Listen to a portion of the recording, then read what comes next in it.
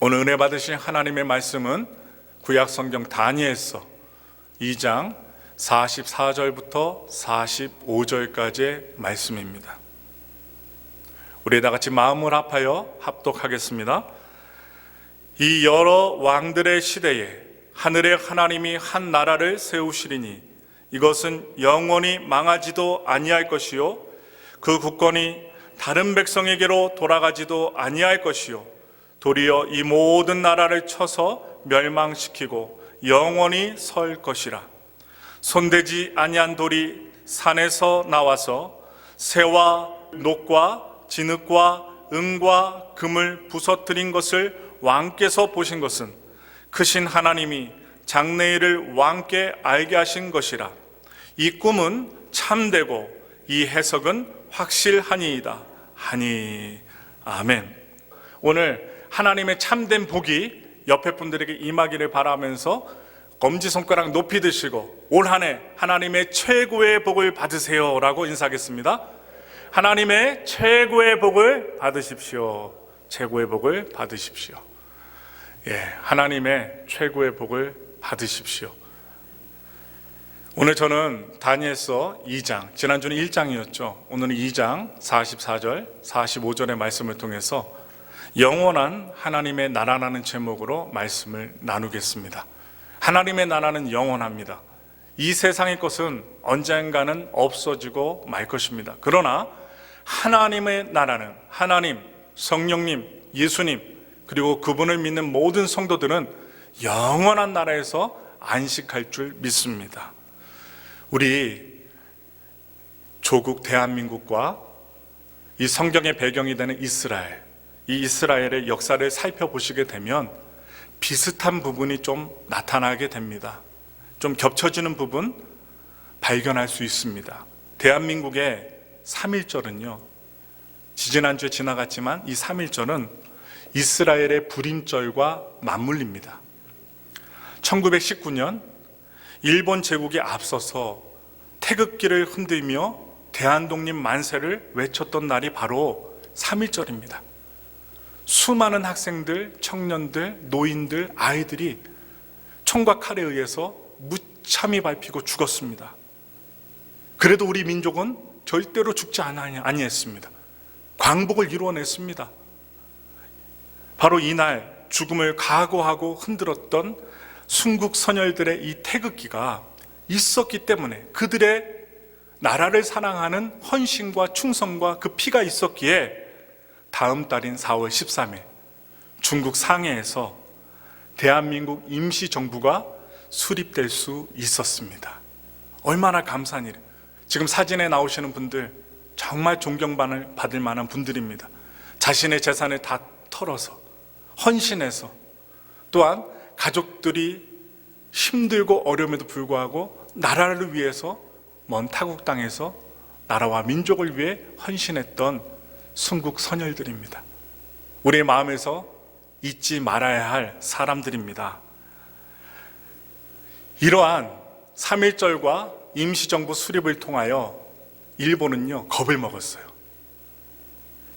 무력으로 짓밟으면 죽을 줄 알고, 그냥 물러갈 줄 알고, 항복할 줄 알고요, 무력으로 사람들을, 대한민국 사람들 다 압제했는데 죽지 않는 거예요.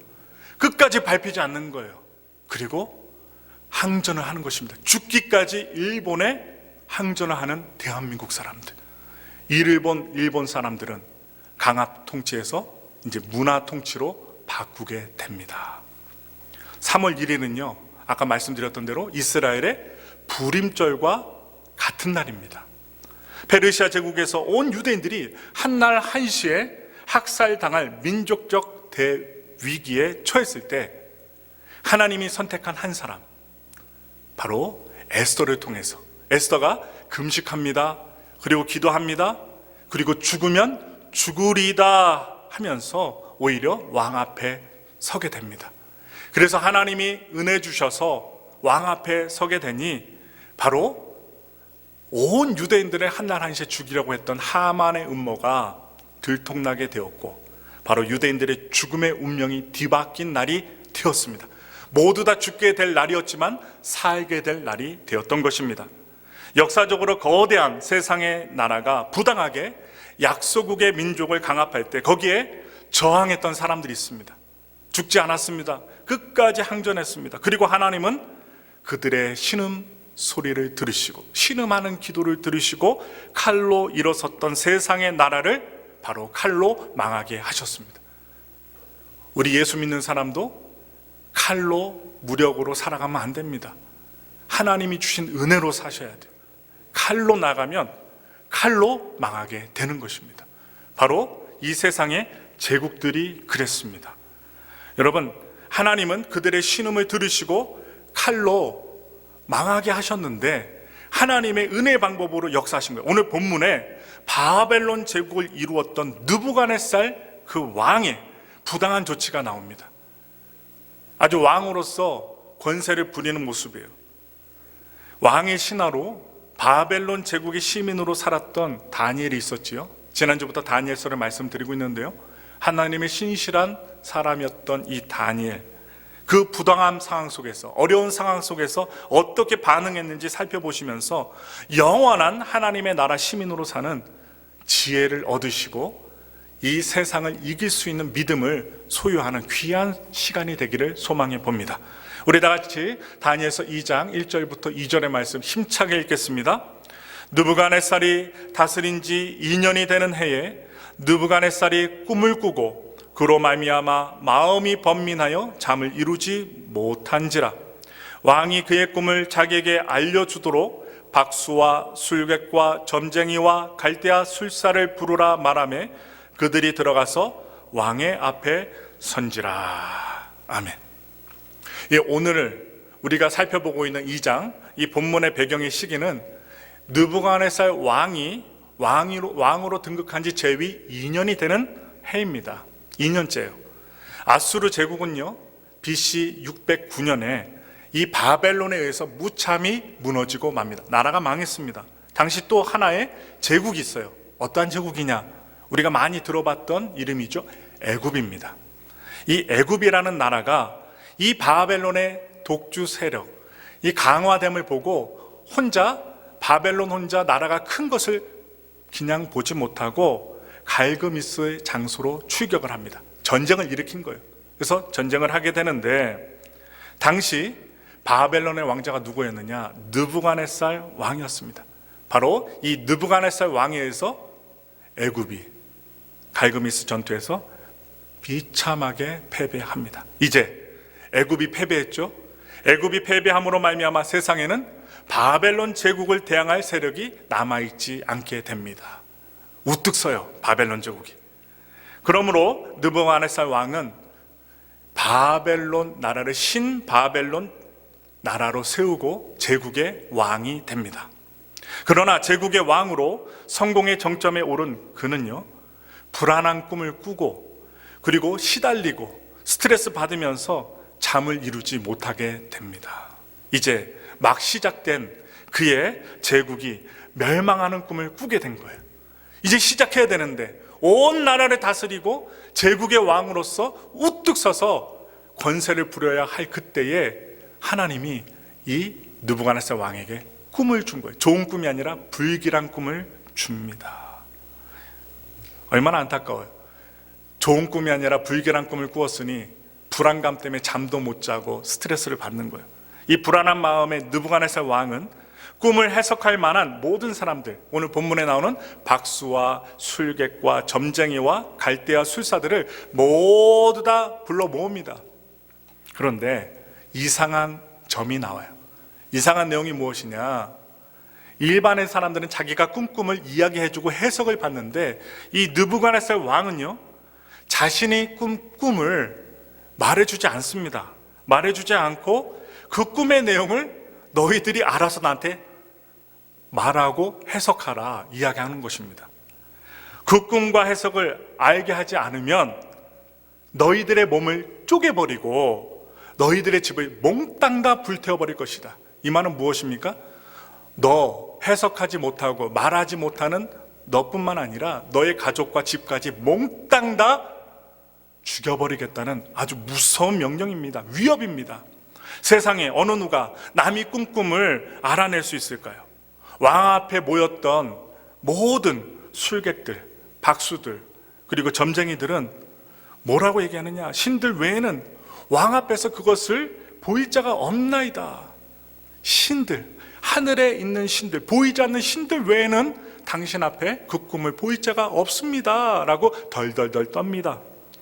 이에 왕은 진노하며 바벨론의 모든 지혜자들을 다 죽이라고 명령합니다. 얼마나 불안했으면 지혜자들, 좋은 말을 해주고 해석을 해주는 모든 지혜자들을 다 죽이라고 명령을 하는 거예요. 우리도 가끔 현실과 구분이 안 되는 꿈을 꿀 때가 있습니다. 아무 꿈이나 꾸고 해석하면 안 됩니다. 대부분은 무슨 꿈이에요? 개꿈일 수가 많습니다. 네, 대부분은 개꿈이에요. 그런데 그 꿈에 너무나도 골똘히 집중하다 보면 하나님 앞에 범죄하고 마음으로 범죄하고 사람들 앞에서 죄를 지을 수가 있습니다. 우리뿐만이 아니에요. 고대 왕들 역시 자신의 자리를 위협할 만한 사람들이 꿈에 나타나면 어떻게 했을까요? 꿈에 근거하여서 그 꿈에 나왔던 정치인들, 부하들, 사람들을 숙청해버리고 맙니다. 내 왕의 자리를 넘보고 있구나 하고서 어떻게 해요? 숙청해버립니다. 그래서 오늘 주인공 느부갓네살 왕도, 제 왕이었던 느부갓네살 왕도 자신의 꿈을 다른 사람들에게 말해주기를 꺼려했던 것으로 보여집니다. 우리 말씀 볼게요. 다니엘서 2장 13절의 말씀입니다. 왕의 명령이 내림에 지혜자들은 죽게 되었고 다니엘과 그의 친구들도 죽이려고 찾았더라. 지난주부터 우리가 말씀을 봤는데요, 1장에서 나온 바벨론과 새 친구들이 무슨 교육을 받았어요? 왕궁 교육을 받았습니다. 왕의 제사 음식을 먹고 왕의 진미를 먹고 그리고 왕의 교육을 받아야만 했던 다니엘과 새 친구들, 바로 그 친구들이 또한 다니엘이 지혜자였습니다. 그렇기 때문에 그들도 죽을 운명에 처해 있던 것입니다. 다니엘은 그를 잡으러 온 근위 대장에게 왕께서 시간을 주시면 그 해석을 잘 알려드리겠습니다 라고 진실되게 말했습니다. 다니엘은요, 지금 거짓말하는 게 아니에요. 시간을 좀 주시면 이 다니엘이 무엇을 할까요? 우리는 짐작할 수 있습니다. 다니엘은 그 시간에 하나님께 기도하기 위하여 시간을 달라고 했던 것입니다. 그래서 다만 시간이 필요하다라고 근위 대장에게 이야기한 것입니다. 어떤 시간이 필요했을까요? 하나님께 기도할 시간이 필요했던 것입니다. 여러분들, 문제를 만나요? 내가 생각하지도 않았던 수렁과 핍박과 또한 어려운 환경 속에 처해졌을 때 우리는 무슨 시간을 보내야 돼요? 자책하고 원망하고 불평하는 그런 시간을 보낼 것이 아니라 하나님께 납작 엎드려 기도할 시간이 필요하다는 것입니다. 오늘 위기에 닥친 다니엘과 새 친구들이 하나님 앞에 기도했던 것처럼 오늘 위기의 시대에 살고 있는 우리가 하나님께 기도할 수 있는 믿음의 사람, 믿음의 목사들이 되길 원합니다. 여러분, 다니엘서 2장 17절부터 18절 말씀 보겠습니다. 이에 다니엘이 자기 집으로 돌아가서 그 친구 하나냐와 미사엘과 아사랴에게 그 일을 알리고 하늘에 계신 하나님이 이 은밀한 일에 대하여 불쌍히 여기사 다니엘과 친구들이 바벨론의 다른 지혜자들과 함께 죽임을 당하지 않게 하시기를 그들로 하여금 구하게 하니라. 다니엘은 급히 친구들을 부릅니다. 그리고 이야기합니다. 중보기도를 요청합니다. 친구들아, 지금 죽게 되었다. 느부갓네살 왕이 꿈을 해석하지 못하는 모든 지혜자들을 다 죽이라고 명했어. 그러니 나를 위해 기도해줘. 우리 자신을 위해서 하나님께 기도하자. 바로 다니엘은 그 자신의 지혜를 의지하지 않았습니다. 절대절명의 위기 가운데 자신의 결정을 의지하지 않았습니다. 바로 하나님을 의지했습니다. 전능하신 하나님을 꼭 붙드는 거예요. 하나님만이 이 일을 해결하실 수 있다고 믿었기 때문에 그는 하나님 앞에 납작 엎드렸던 것입니다. 그리고 이 믿음이 차이가 나요. 이 믿음의 차이를 그의 위태로운 삶을 통해 우리는 그가 경험한 것을 간접으로 경험할 수 있어요. 여러분, 위기에요, 정신 차릴 수 있어요. 어려운 문제가 있을 때 하나님을 재발견할 수 있어요. 멀리만 계셨던 하나님을 발견할 수 있고, 기도하지 않고 나태했던 신앙을 다시금 하나님 앞에 기도하고 예배드리고 말씀 생활로 초점을 맞출 수 있는 계기가 될 수 있다는 사실이에요. 위기의 순간에 믿는 자와 믿지 않는 자의 차이가 무엇입니까? 불신자는요, 자신의 사전에 하나님이 없습니다. 위기가 와도 하나님 이름 부르짖지 않습니다. 예수님 이름 부르짖지 않습니다. 왜냐? 믿음이 없기 때문입니다. 자기 능력과 지혜로 문제를 해결하고자 몹시 동분서주하고 발버둥 칩니다. 그러다가 자기 힘, 자기 지혜, 자기 돈, 권세, 능력으로 해결해 보려다가 안 되면 절망하거나 상황을 비판하고 내 탓이 아니라 남 탓이라고 이야기를 합니다. 그러나 믿는 자는 어떠할까요? 믿는 자는 위기의 순간에 하나님 앞에 엎드립니다. 무릎을 꿇습니다. 기도합니다. 평소에 교회에 와서 기도하지도 않았는데 위기의 순간에는 목사님 문 열어주세요. 저 좀 기도 좀 하게. 문 좀 열어주세요. 와서 기도합니다. 이것이 차이를 만들어냅니다. 나를 의지하느냐, 하나님을 의지하느냐, 차이가 난다는 거예요. 저는 여러분들이 위기의 순간에 하나님 앞에 엎드리는 성도들이 되기를, 사람들이 되기를 기도합니다. 다니엘서 2장 19절 말씀이요, 크게 읽겠습니다. 이에 이 은밀한 것이 밤의 환상으로 다니엘에게 나타나 보임에 다니엘이 하늘에 계신 하나님을 찬송하니라. 하나님께서 자기 자신, 자기의 지혜를 의지하지 않고 하나님께 납작 엎드리고 하나님을 믿고 의지했던 다니엘에게 응답하셨습니다. 그 기도에 응답하십니다. 하나님은 이 은밀한 것을 보이시는 하나님이십니다. 은밀한 것을 보이시는 하나님. 다니엘이 믿고 있는 하나님이 어떤 하나님인지 그의 고백을 말씀을 통해서 우리 자세히 읽어보겠습니다. 다니엘서 2장 20절부터 23절의 말씀입니다. 다니엘이 말하여 이르되 영원부터 영원까지 하나님의 이름을 찬송할 것은 지혜와 그 능력이 그에게 있음이로다. 그는 때와 계절을 바꾸시며 왕들을 폐하시고 왕들을 세우시며 지혜자에게 지혜를 주시고 총명한 자에게 지식을 주시는도다. 그는 깊고 은밀한 일을 나타내시고 어두운 데에 있는 것을 아시며 또 빛이 그와 함께 있도다. 나의 조상들의 하나님이여, 주께서 이제 내게 지혜와 능력을 주시고 우리가 주께 구한 것을 내게 알게 하셨사오니 내가 주께 감사하고 주를 찬양하나이다. 곧 주께서 왕의 그 일을 내게 보이셨나이다 하니라. 아멘. 이 다니엘은요, 모든 것을 주관하시는 분, 열쇠를 갖고 계시는 분, 해결자를 누구로 보았느냐? 바로 하나님으로 보았습니다. 바로 하나님께 있음을 확실히 믿고 있었습니다. 그래서 모든 것을 주관하신 분이 하나님입니다 고백을 합니다. 그리고 은밀한 일을 보이신 하나님께 찬송을 올려드렸습니다. 찬송은요, 내가 기쁘려고, 내가 위로받으려고 하는 게 아닙니다. 찬양은 오직 하나님의 영광을 위해서 올려드린다는 사실을 기억하십시오. 바로 그 찬양을 다니엘이 드렸습니다. 여러분은 지혜와 능력이 하나님께 있음을 믿으십니까? 믿으십니까? 지혜와 능력과 응답이 하나님께 있음을 저와 여러분들은 확실히 믿기를 바랍니다. 그는 때와 계절을 바꾸십니다. 계절이 바뀌어요. 온도가 달라져요. 그리고 이 세상의 나라의 왕들을 세우시기도 하고 왕들을 폐위시키기도 합니다. 다니엘은 바벨론 그 세상의 나라에 살았지만 제국의 왕을 두려워하지 않았습니다. 누구를 두려워했을까요? 왕 너머에 계시는 보이지 않는 전능하신 하나님을 두려워하고 또한 믿고 신뢰하고 의지했습니다. 그리고 경외하였습니다. 다니엘은 근위 대장을 통해 느부갓네살 왕 앞으로 용감하게 나아갑니다. 왜 용감하게 나아갈 수 있었을까요? 응답을 받았으니까요. 확실하게 응답받고 은밀한 일을 알았던 다니엘은 힘차게 왕 앞으로 나아갑니다. 다니엘서 2장 29절부터 30절 말씀이에요.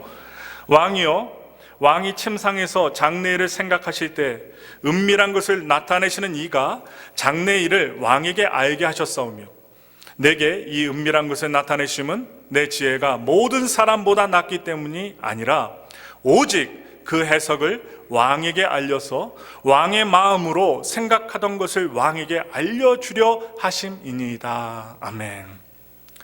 다니엘은요, 하나님 앞에서 자기 자신을 자랑하지 않았습니다. 오직 하나님을 증거했습니다. 은밀한 일을 보여주시고 왕에게 꿈을 주신 그 하나님을 증거합니다.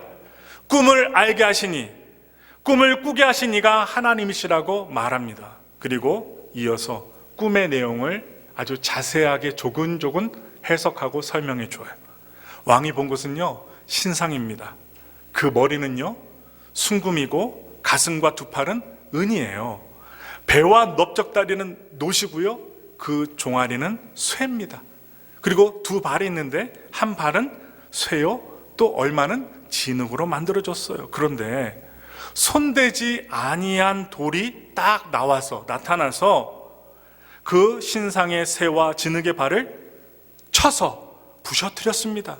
그리하여 그 신상은 여름 타작마당에 겨같이, 아주 가벼운 겨같이 되어서 바람에 불려갔는데 간 곳을 알 수 없을 정도로 산산이 부서졌습니다. 우상을 친 돌은 태산을 이루어 온 세계에 가득하게 되었습니다 라고 아주 확신에 찬 얼굴로 다니엘은 왕에게 이야기해 줍니다. 이것이 바로 꿈의 내용이었습니다. 다니엘은 그 신상의 금머리가 느부갓네살 왕이라고 해석합니다. 그리고 은과 녹과 이 쇠는 바벨론의 나라, 이 세상 나라의 뒤를 이어서 나타날 나라들이라고 합니다. 역사적으로 보시면요, 메데와 페르시아 제국, 그리고 헬라 제국, 그리고 마지막으로 로마 제국이 바벨론의 뒤를 이어서 나타났습니다. 그러나 다니엘은 이러한 세상의 나라가 사라지고 영원한 나라가 등장할 것을 이야기합니다. 우리 다 같이 다니엘서 2장 44절부터 45절의 말씀입니다. 이 여러 왕들의 시대에 하늘의 하나님이 한 나라를 세우시리니 이것은 영원히 망하지도 아니할 것이요, 그 국권이 다른 백성에게로 돌아가지도 아니할 것이요, 도리어 이 모든 나라를 쳐서 멸망시키고 영원히 설 것이라. 손대지 아니한 돌이 산에서 나와서 새와 녹과 진흙과 은과 금을 부서뜨린 것을 왕께서 보신 것은 크신 하나님이 장래일을 왕께 알게 하신 것이라. 이 꿈은 참되고 이 해석은 확실하니이다 하니. 지금 우리가 말씀을 읽을 때 본문에서 45절 첫 번째 나오는 손대지 아니한 돌은 과연 무엇일까요? 이 손대지 아니한 돌, 이것은요, 다니엘서 7장을 보시면 확인할 수 있습니다. 무엇이냐? 다니엘은 벨사살 왕 원년에, 즉 기원전 533년 직접 또 꿈을 꿉니다. 다니엘은 꿈을 잘 꾸는 것 같아요. 꿈을 또 꾸는데 짐승이 나와요. 이번에 꿈을 꿀 때는 짐승이 나타나는데 네 짐승에 대한 꿈을 꿉니다. 독수리, 곰, 표범, 10뿔 달린 짐승이 꿈에 나옵니다. 이건 역시 역사적으로 등장한 바벨론 제국, 메데와 페르시아 제국, 헬라 제국, 로마 제국을 상징하는 동물들입니다. 다니엘은 이 짐승 뒤에 나오는 한 나라를 환상 중에 봅니다. 아주 정확히 봤어요. 우리 다 같이 다니엘서 7장의 내용을 보겠습니다. 13절부터 14절의 말씀입니다. 내가 또 밤 환상 중에 보니 인자 같은 이가 하늘 구름을 타고 와서 옛적부터 항상 계신 이에게 나아가 그 앞으로 인도되매 그에게 권세와 영광과 나라를 주고 모든 백성과 나라들과 다른 언어를 말하는 모든 자들이 그를 섬기게 하였으니 그의 권세는 소멸되지 아니하는 영원한 권세요 그의 나라는 멸망하지 아니할 것이니라. 아멘. 이렇게 반복되는 꿈을 통해서 다니엘은 손대지 아니한 돌, 바로 인자와 같은 이라고 좀 전에 나오죠. 인자와 같은 이, 바로 예수 그리스도를 상징하는 것임을 짐작할 수 있습니다. 예수 그리스도, 짐승이 역사적으로 일어나고 사라졌던 세상의 나라를 상징하고 있다면 인자와 같은 이를 통해 세워지는 것은 바로 무엇일까요? 오늘 설교의 제목과 같습니다. 영원한 하나님의 나라를 의미하는 것입니다. 다니엘은요, 이 꿈을 통해 세상 제국은 모두 다 사라지게 되지만 하나님의 나라는 영원하다는 것을 말하고 있는 것입니다. 하나님의 나라는 영원합니다. 없어지지 않습니다. 무한합니다. 그러므로 이 다니엘서는 바벨론 포로기를 살아가고 있는 하나님의 백성들에게 지금의 제국은 잠시지만, 지금의 고통은 잠시지만 하나님의 나라는 영원하다는 것을, 그리고 하나님은 제국 속에서도 여러 열강 속에서도 일하고 계심을 분명하게 이야기하고 있는 것입니다. 유명한 학자요 성인인 어거스틴은요, 하나님의 도성이라는 책에서 이 하나님의 영원한 나라에 대해서 이야기합니다. 바로 인류의 역사를 땅의 나라와 하나님의 나라로 대립관계로 보았습니다. 땅의 나라는요, 하나님을 멸시하고 자기를 사랑하는 인간들이 자기 애로, 자기를 사랑하는 마음으로 건설하는 나라가 바로 땅의 나라입니다. 반면 하나님의 나라는 자신을 낮춥니다. 자신을 멸시하기까지 하나님을 사랑하는 사람들의 사랑으로 움직여지는 나라, 바로 하나님의 나라입니다. 땅의 나라는요, 제국이라는 단어, 세상의 나라로 바꿀 수 있습니다. 그러나 이 세상의 나라는 무한한 진보와 또한 힘의 확장이라는 신화로 가득 찬 곳입니다. 그런데 제국은요, 제국의 틀을 유지하기 위해서 사람들을 통제하고 지배합니다. 오늘날 여러분 언론 보세요. 지금 중국에서 무슨 일을 하고 있어요? 사람들의 얼굴을 여러 카메라를 통해서 이 사람이 어떠한 감정을 갖고 있는지 카메라로 찍어갖고 화났는지 기쁜지 이것까지 다 정확하게 체크를 하고 있다는 거예요. 동양인인지 한국 사람인지 중국 사람인지 미국 사람인지 그것까지 통제를 하고 있어요. 얼마나 무서운 세상이에요. 공항에 가거나 시장에 가거나 버스를 타거나 할 때 항상 사람들의 얼굴이 비치는데 사람들이 그냥 이렇게 웃는데요. 일부러 막 인상 쓰고 있으면, 화났으면 이 사람은 또 나라에 대해서 불만을 갖고 있는 사람이거나 또 잡아갈까 봐 사람들이 좀 일부러 웃는답니다. 얼마나 무서운 세대에 살고 있어요. 통제하고 지배하는 세상. 반면 하나님의 나라는 그리스도의 오심을 통해 본격적으로 이 땅에 시작된 나라가 하나님의 나라입니다. 이 나라는 하나님의 사랑과 공의로 다스려지는 나라예요. 지배와 착취가 아니라 자유를 줍니다. 예수 믿는 것까지도 어떻게 해요? 사람들에게 선택권을 줘요. 그리고 겸손과 섬김으로 세워가는 나라가 바로 영원한 하나님의 나라입니다. 여러분은 우한 코로나 팬데믹 이 상황, 우리가 전혀 겪어보지 못한, 우리 권사님들 얘기하시더라고요. 내가 일평생 살았지만, 일정시대도 살았지만 이렇게 집안에 갇혀본 적은 없더라고, 이렇게 힘든 적은 없더라고 하면서 뭐라고 얘기하셔요? 목사님 언제 끝나요? 내가 뭐라고 얘기했을까요? 저도 몰라요. 저한테 물어보시는 거예요. 목사님 기도 많이 하시니까 언제 이 팬데믹이 끝나요? 너무 힘들어요. 그러니까 제가 한 3초 생각했어요. 제가 신이 아니잖아요. 저도 몰라요. 그러나 함께 기도하고 예배 드리면서 이겨내요. 힘내요. 죽지 않아요. 하나님이 지켜주세요. 그러니 우리 잘 견뎌내 보아요. 수술실에 들어가는 분도, 병원에 들어가는 분에게도 힘내세요. 하나님이 지켜주실 거예요. 마음이 약해지고 몸이 약해지니까요, 병원에 가려고 하면요, 자신의 인생이 끝난 줄 아시더라고요. 이제 들어가서 못 나면 어떻게 하지? 이렇게 생각하시는 성도님들이 많이 계시더라고요. 그때 손을 잡아드렸어요. 손 잡고 눈을 갖다 뚫어지게 쳐다보면서 어떻게 해요? 절대로 죽지 않아요. 사실 거예요. 교회에서 봐요. 딱 했더니 어떻게 해요? 눈물이 글썽글썽이더라고요. 그래서 안아드렸어요. 젊은 목사가 70, 80이 된 나이 든 분을 이렇게 끌어 안아드렸어요. 여러분 오해 없겠죠? 목사님 은큼하게 왜 안아주세요? 그게 아닙니다. 이제 병원에 들어가면 내가 나이가 70이고 80인데 집으로 돌아올 수 있나? 내가 살 수 있나? 이렇게 막 절망하고 계신 거예요. 그리고 어떻게 해요? 사실 거예요. 우린 기도합니다. 사람이 몇 명 모이든 상관없이 수요일날 금요일날 기도하니까, 새벽마다 기도하니까 힘내세요 하고 꼭 끌어안아줬어요. 그러니까 눈물이 글썽글썽이더라고요. 근데 다 사셨어요. 얼마나 감사한지 몰라요. 다 사셨어요. 장인순 집사님도 지금 퇴원하셨고, 김한옥 성도도 물에 폐가 차서 1.5리터 물이 나올 정도로 폐에 물이 찼는데 다 살았어요. 누가 하셨어요?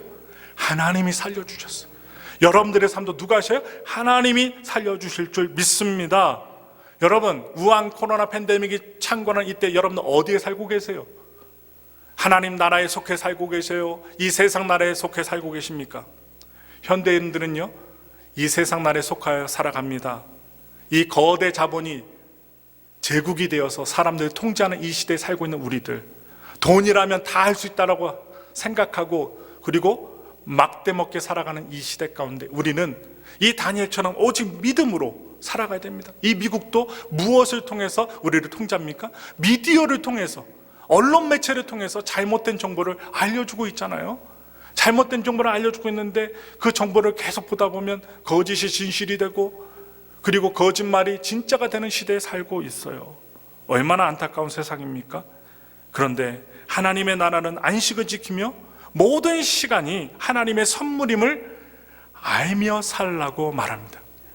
제국은요, 세상의 나라는 제국에 충성하는 자는 살아남고 그렇지 않는 자는 대다수가 고통과 착취를 당하는 바로 나라입니다. 안타까운 나라예요. 더 큰 권력의 사다리에 오르기 위해서 끊임없이 경쟁하는 나라. 여러분 인터넷을 켜보세요. 그리고 TV를 켜보세요. 맨날 사래. 맨날 사라는 그 광고만 얼마나 나온지 몰라요. 보험 광고, 그리고 물건을 사라고, 계속 사라고. 신제품이 나왔는데 예전 거보다 더 좋은 게 나왔으니 사라고. 또 미국에서는 뭘 또 많이 사라고, 차를 또 많이 사라고 합니다. 네가 갖고 있는 차보다 더 성능이 좋은 차가 나왔으니 차를 바꾸라고. 여러분, 이렇게 세상의 것을 많이 가지라고 세상의 나라는 우리를 권합니다. 그러나 하나님 나라는 가난한 자와 고아와 과부와 나그네들이 돌봄을 받는 나라이며 낮은 곳으로 시선을 돌리는 나라가 바로 하나님의 나라입니다. 우리 말씀 볼까요? 요한에서 2장 16절부터 17절의 말씀이에요. 우리 읽겠습니다. 이는 세상에 있는 모든 것이 육신의 정욕과 안목의 정욕과 이생의 자랑이니 다 아버지께로부터 온 것이 아니요 세상으로부터 온 것이라. 이 세상도 정욕도 지나가되 오직 하나님의 뜻을 행하는 자는 영원히 거하느니라. 세상의 영향 때문에 우리들은 너무나도 쉽게 육신의 정욕, 이생의 자랑, 또한 안목의 정욕, 그것을 추구하는 삶을 살게 됩니다. 자신의 성공과 또한 가족의 안전을 위해 제일 먼저 그것을 추구하고 보호하고 지키며 살아가지만 하나님의 나라와 의를 구하지 않을 때가 많습니다. 제국과 같은 이 세상의 흐름에서 스스로 빠져나올 사람이 없어요. 다니엘도 혼자 스스로 빠져나올 수 없었어요. 누구 때문에 빠져나올 수 있었어요? 전능하신 하나님 때문에 빠져나올 수 있었던 것입니다. 예수님이 정말 내 삶에, 내 살아가는 삶에 있어서 주인이 되심을 우리는 고백하며 살아야만 합니다. 그래야 예수님의 은혜로 이 세상에 흡수되지 않고 혼탁한 이 세상의 문화 속에 젖어들지 않고 살아갈 수 있습니다. 여러분, 세상의 나라는요 강해 보입니다. 무력이 있어요. 통제합니다. 힘이 있어 보입니다. 그리고 이 세상 나라에 충성하는 것이 살 길처럼 보입니다. 살 수 있는 길, 세상에 납작 엎드린 것처럼 보일 수 있습니다. 그러나 우리는 이 세상의 나라를 패배시켰던 하나님의 역사를 보아야 됩니다. 느부갓네살 왕이 그의 침상에서 한없이 불안으로 떨었던 것을 우리는 주목하셔야 돼요. 세상을 지배했던 제왕이었지만 두려워 떨었어요. 꿈 하나 때문에 벌벌벌벌 떨다가 모든 지혜자를 불러 모아서 그 꿈을 해석하라고 위협했던 그 느부갓네살. 얼마나 약합니까? 반면 하나님을 경외하며 하나님 앞에 엎드렸던 다니엘이 실제로 제국을 이끌어가며 그 나라를 이끌어가며 동시에 이 땅에서 하나님의 나라를 세워갔음을 우리는 명심해야 합니다. 영원할 것 같은 나라는요 결국은 사라집니다. 그리고 형태를 바꿔 우리 앞에 나타나 우리의 삶을 지속적으로 지배하려고 합니다. 그러나 오직 하나님의 나라는 영원합니다. 여러분들, 우리는 죽음을 두려워하지 않습니다. 죽더라도 하나님 나라에 들어갈 수 있는 믿음만 있다면 지금 당장 죽어도 우리는 두려움에 사로잡히지 않을 것입니다. 주님이 만들어 놓으신 그 영원한 하나님의 나라가 우리를 기다리고 있기 때문에 이 세상 속에서 좌절하지 않습니다. 주님의 영광을 바라보며 살아가는 것입니다. 여러분, 시대가 어둡습니다. 많은 사람들이 비교하다가 자괴감을 갖고 살아갑니다. 그리고 목표를 갖고 살아가는데 세상의 목표, 내 것을 갖고 목표를 삼으니 이루어지지 않을 때마다 좌절하고 낭망하고 지치고 심지어 목숨까지도 손쉽게, 하나님이 주신 생명까지도 차별하는 세상입니다. 여러분, 이러한 때에 우리는 다니엘처럼 하나님께 뜻을 두고 하나님 앞에 문제를 만나 어려울 때마다 납작 엎드려 은밀한 일을 보이시고 죽음에서 생명으로 이끌어주시는 하나님의 전적인 은혜와 소망으로 살아갈 수 있는 전천후의 신앙을 지니시기를 예수님의 이름으로 축원합니다. 그리할 때 이 팬데믹은 지나갑니다. 그리고 지금 이때를 추억할 것입니다. 그때 예배드릴 때 은혜로웠어. 지금도 하나님 지켜줘서 너무나도 감사해. 하나님께서 우리 예배와 나의 삶을 지켜주셨어. 하나님께 모든 영광을 돌립니다 라고 우리가 겸손하게 간증할 수 있는 날이 속히 오길 바라면서 우리 모든 성도들과 제가 이 팬데믹 속에서도 정신 차리고 근신하에 끼어 있어 하나님의 영광된 영원한 나라를 바라보며 믿음으로 승리하시기를 예수님의 이름으로 축원합니다.